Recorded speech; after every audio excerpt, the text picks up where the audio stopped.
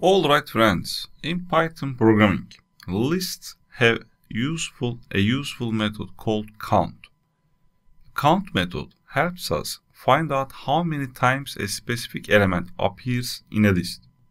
Here I updated my list a little bit. I added 2 additional elements. In my list, for example, if I want to know how many times 20 appears in this list, what I need to do, h, and then I use count method. So inside the parentheses, I just give 20.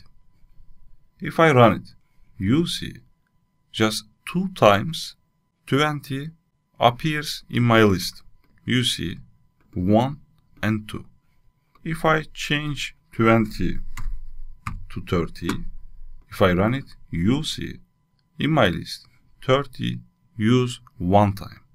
So whenever you need to check how many times a value is repeated in a list, you can use the count method.